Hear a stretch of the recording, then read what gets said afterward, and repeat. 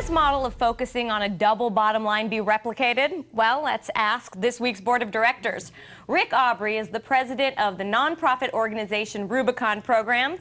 Daymond John is the CEO of the fashion empire FUBU and chronicled his climb to the top in this new book, Display of Power. And Phil Town joins us again. He's an investment advisor and author of the book Rule Number One. So anyone who knows me knows that this is my topic. This is what I care the most about with small business. So Rick, I'm so happy that you're here to join us because you know so much about socially responsible companies. Tell us how easy it is to find investors for companies like this, because of course it's great, it feels great to do good for the world, but it costs money, and so that takes away from the returns. It is. It's actually more difficult to find investors for these kind of blended value businesses. Philanthropy thinks, well, it's a business. What do you need our money for?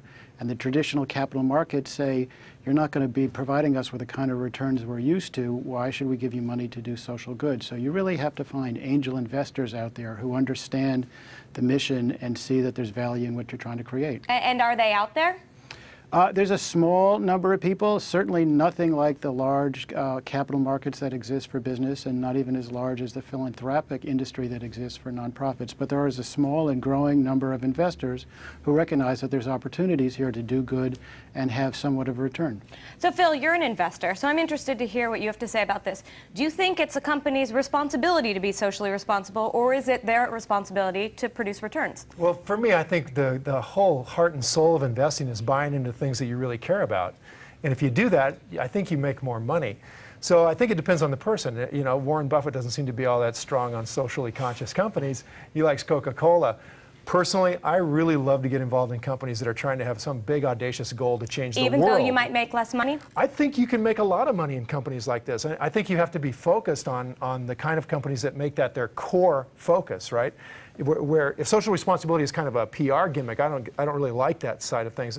The guys we just saw, Evergreen Lodge, oh man, that's core to those guys. And I love that kind of business. And I'm very willing to invest in it. So Daymond, let's talk about the marketing of this. Lots of people are talking about social responsibility. Right. Is it something that you should use in your marketing? I think you should use it to an extent, but you know, me, when I invest, I look at the bottom line as the bottom line, and I think that when I go out to the private community to invest, I would more focus on the profit that they're turning now and to show that it's already profitable. Of course, there are those people who like to buy a conscience and would like to spend money into it, and I think that's a different community. But you know, so I like to really separate it, and I do think that it's a very aggressive mission to try to do both. But I definitely salute them on that. You know, Rick, a lot of people would say, do your work, do your day job, and then do your sort of do-gooding at home at night. How do you respond to that? That certainly is the case for many people, but people like at Evergreen Lodge have figured out if you actually blend the two together, that you in fact can create both social value by creating jobs for people who would otherwise not get jobs, and have a return for your investors as well. And that in the combining of those two, you actually create greater value than just going out and making a lot of money and then trying to be philanthropic and not necessarily using your money as wisely as you could. All right, Rick Aubrey, thank you so much for joining us and talking to us about this. Pleasure to do so.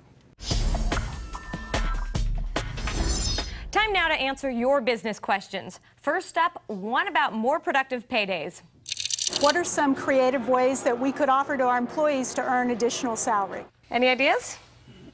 Oh yeah. Go ahead. Well, I think there's two ways to go at this. You know, everybody gets involved, like in creative perks kinds of things. You know, like Patagonia just says, okay, everybody can surf when the surf's up.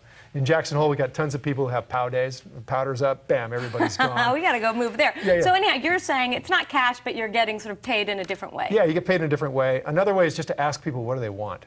And you can get some really inexpensive answers from people. You know, maybe they want to get their car washed, maybe a massage at work, maybe childcare.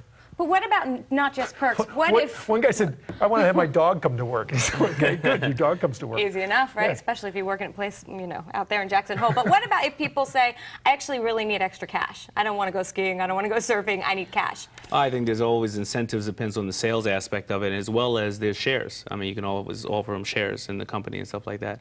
But I agree more with what he's saying in regards to sometimes just ask. It's not really a big number, sometimes not a number at all. And, you know, I think if they hit their goals and whatever you mark for them, why not? Okay, let's move on to the next one. Our company has made a point to make our products 100% in the U.S. With so much foreign outsourcing, how do we position ourselves to be successful while remaining 100% USA made? Okay, Daymond, you're the marketing guru. Well, I think that the advantage always to making in America domestically is speed.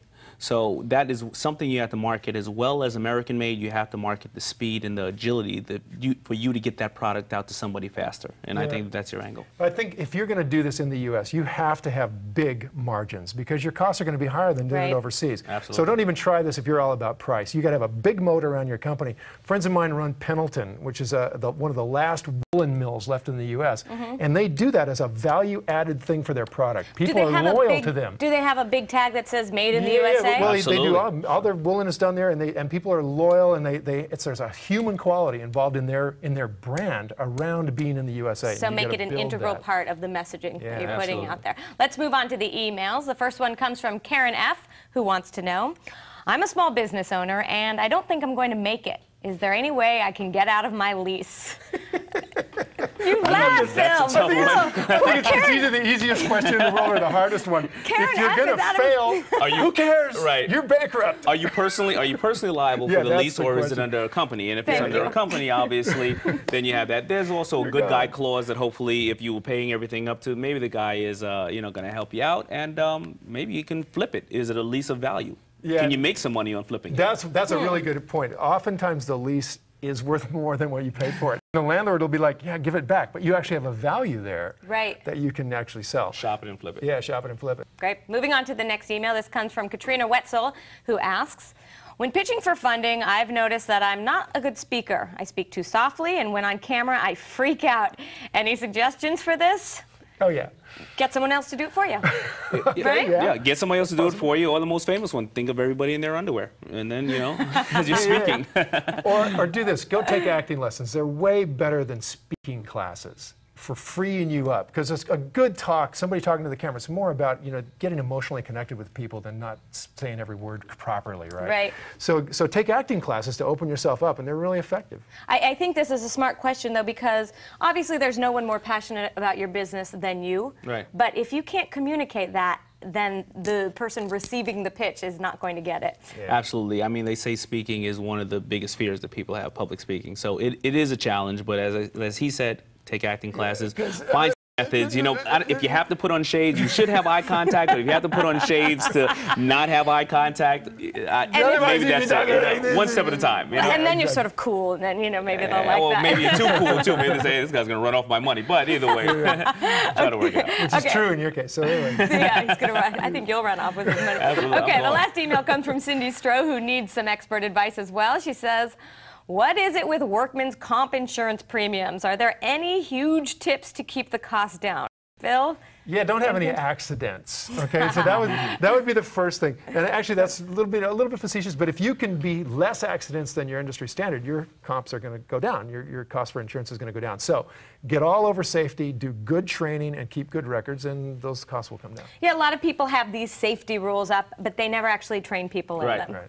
I think also, if you have the option, try to outsource as much work as possible and not put people on staff, as many people as you have to. Go to third-party vendors and finance people. So, hey, instead of using 10 people, put on 4 and outsource 6. Yeah, and don't run an insurance claim that's like $300. Just pay it. Just pay it. Just pay it.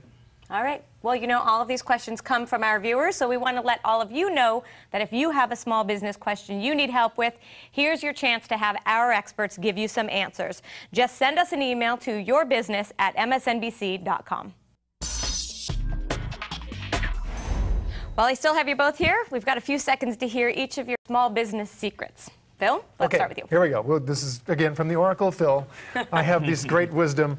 You want to do the 4 M's, okay? These are the key things I've found in having a great business. The first thing is make sure you know the meaning of your business to you, right? We've been talking a little bit about that today. Make sure the business is meaningful. You really understand your industry, so go work in it, right? First M is meaning. Second one is have a moat. Make sure it's a great, big, competitive position you've got with a big, audacious goal. And the third thing is you want to be a great manager. So be honest and be investor-oriented, or the way I say it these days is stakeholder-oriented. So you've got everybody considered in your decisions, and be the leader. So those 3 things, and then make sure you have a margin of safety when you're investing your own money. Interesting. I thought you were going to say marketing, but you've got other 4 good M's here. Okay.